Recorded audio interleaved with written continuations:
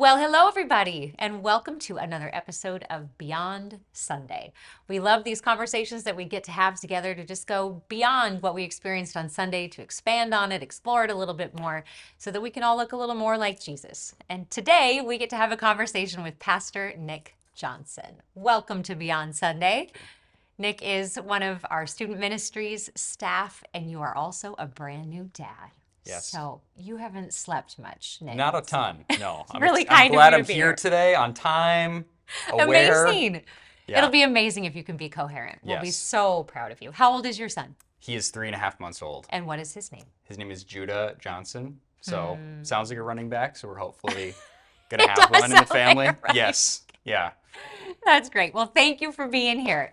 Hey, you know, we are in our year of the way, and right now we're in this kind of mini series called Walk This Way. And we're spending time in the book of Proverbs, which really is one of the most practical books in the entire Bible in terms of saying, this is how it's done. This is what the way is and how you stay on it, right? So I know, thank you for spending some time in the book of Proverbs, and particularly what we wanted to talk about today is the way of discipline. The way of being willing to receive discipline from man and from God. So I know you've been thinking about this for us. Would you just share a little bit about what you've seen and learned? Yeah. As I was studying this idea of discipline, it's really all over the book Yes. of Proverbs. Like he says, the whole book's about wisdom, and he says the fear of the Lord is the beginning of wisdom, which he's talking about discipline there. And so as I was thinking about it, one verse really came to mind for me, and that's Proverbs 3, verse 11. And it says, "My child, don't reject the Lord's discipline and don't be upset when he corrects you."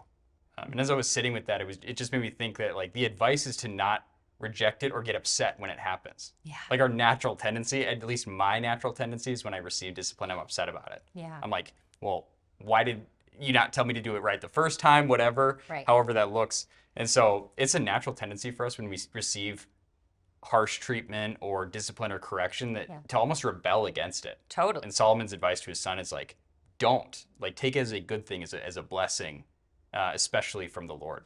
Right. It's Yeah. how we grow. Yes. It's how we grow. You know, I Absolutely. think that's so important to keep in mind. And you said it, and many are probably tracking with the reality that at least ostensibly the book of Proverbs is written by Solomon to his son, right? To say, this is how I want you to grow in wisdom. And it includes being willing to receive discipline. So you've probably experienced this in your life. How old are you Yeah, now? 26. 26. So in your 26 years of life, Nick Johnson, how have you felt this play out in your own life, either from people in your life or even from the Lord, how discipline has grown you? Yeah, it is humongous in both my personal life and my faith. I think discipline has been probably the number one way that God and people have taught me things. I think in my own personality, Yeah. I tend to be like how Solomon's telling his son not to be, like rebelling against discipline. Getting I angry. don't like getting disciplined. It's Right. not fun. And so, yeah, I remember a clear example of this is when I was about to get married, me and my wife had just gotten engaged. And my mom pulled my soon-to-be wife aside and said, like, you need to know Nick only learns lessons from natural consequences, from like natural discipline. Interesting. Yeah, so she's like, it's not his idea. He's not going to do it. Which Interesting is to tough. know about her Yes. son and for you to know about Yeah. yourself. Poor Danny. Yeah, I know. And so, yeah, that's played out in like my faith too. Sure. Like I remember feeling this uncomfortable nature of like totally shifting my whole life to be in line with God. And I remember reading this like theme throughout scripture that God compares our faith walk to like an infant growing up. Yeah. And how discipline is a part of growing up. Yeah. And so that really helped me learn like God isn't angry with me. He's just trying to help me grow up. Yes. Yeah.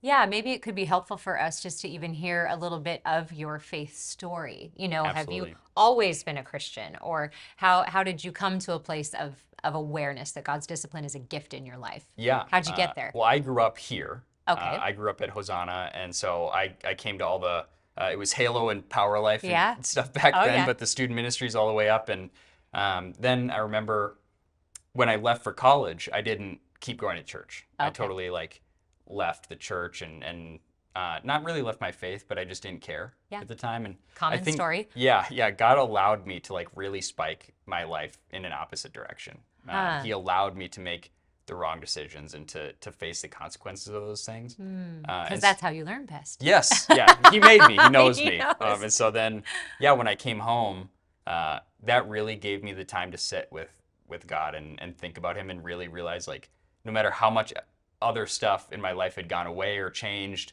he had not changed, no matter what my life looked like. And he allowed me to get disciplined by my own actions, to really see how much he loves me and who he is. Yeah. And so I guess that's a way he's kind of taught me a lot of things in life. Uh-huh. Yeah. Is allowing you to take the other way, the wrong way, the wicked way. It actually gets talked about in Proverbs, and then to face the natural consequences Yeah. of leaving his way. And there are natural consequences. There's hurts and there's shame and there's disappointment and there's all those things. But sounds like you got to a place where you're like, I want to come back to the Yeah. way of the Lord. Absolutely.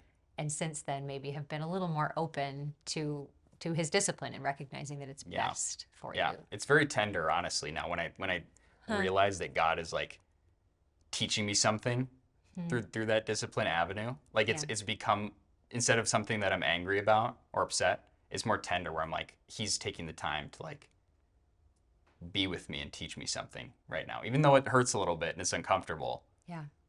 It's time with him, and so it's tender, honestly. Yeah, and those consequences, those natural consequences play out in a lot of arenas. I mean, one of the arenas that they play out in is in relationships, Yeah. all over in Proverbs. And we'll actually get to talk about this in a couple weeks on Sunday. But he talks about the discipline of watching your tongue and watching what you say to people, because that's where some of the biggest fallout happens is. And Yes. just as an example of staying on the way, when we leave the way and let our anger lead the way or let our rage lead the way or whatever, that often is very destructive in our relationships. Yeah. And we all have those behind us. I have those behind us. I mean, I behind felt me. that when Judah was just born. I mean, me and Danny, it's our first child. Yeah. And so it's like, yeah, we're tired. We haven't slept. Neither of us know how to take care of a baby that they just decide you can leave the hospital with Yes. this infant. It's really something, isn't it? Yeah. And so, yeah, it was frustrating and hard. And I really had to learn that lesson where it's like, speak kindly to each other despite the fact that you haven't slept and it's frustrating and no one knows what they're doing and there's a baby crying. And Yeah. but God was tender in those moments too. Yeah, so I get exactly what you're talking about. And you'll keep having to receive yeah, his I'm tender sure. grace as a parent. You're just getting started. But what a wonderful journey you have ahead of you, And listening today, we have people who've never had children, or maybe who have young ones like you, Yeah. or maybe, have had them for a while. And the challenge to discipline your children well never ends, never ends. Yeah. Even as they age, it changes. But certainly so important to keep in mind that the whole goal of disciplining a child is to keep them on the way to Yeah. life, not to punish them, not to be punitive, not to be angry, not to be controlling. There's so many other ways we think about what discipline is and feels like. But I wonder for you, as you think about being a dad, right now you're in this kind of ideal place. As you desire to be a dad who disciplines well, how do you think about that? And do you have any examples of people in your life maybe who have disciplined you well? And Yeah, when I think about the kind of dad I want to be for Judah, it is one that disciplines well. Yeah. Like you said, to not be just like the negative side of whatever your mind thinks of when you think of discipline, but someone who just like corrects well. yeah, To raise him up in the way of Jesus in a way that's authentic and real and not forced. yeah, And so a really great example that I think of is Eric Pock, who's on staff, yeah. was actually my small group leader when I was in high school. Oh. And I found the difference between like destructive discipline Yeah. and good discipline with him, where he would see this potential in me that he said, sometimes the things you say you're going to do and the things you do are not the same. Ooh. Yeah. That's hard to hear. Yeah. And so I remember when I was in high school, like feeling that for the first time, someone had like really called out what they see in me versus how I am. Being duplicitous. Yeah. And so that really forced me to make a choice where it's like, if I say I'm going to do something, I have the choice right now to be the man that Eric sees me as, Wow. where I can do it or I can not do it and be double-minded like that. And so when I think of when I want to raise Judah, I want to be like that, where it's like, Yeah. I see the man that you can be. There you And that's go. who I want to mold you into, Yeah. rather than like the way you're headed right now. Right. But also giving that up to God and letting him raise Judah however he wants to do that. That's wise of you. Yes. That's wise of you Yeah. to know that right out of the gates. Well, Nick, it's really sweet to be able to have a conversation with someone who's thinking about this on the front end of raising a human being, like Solomon and his son, and wanting to do it well.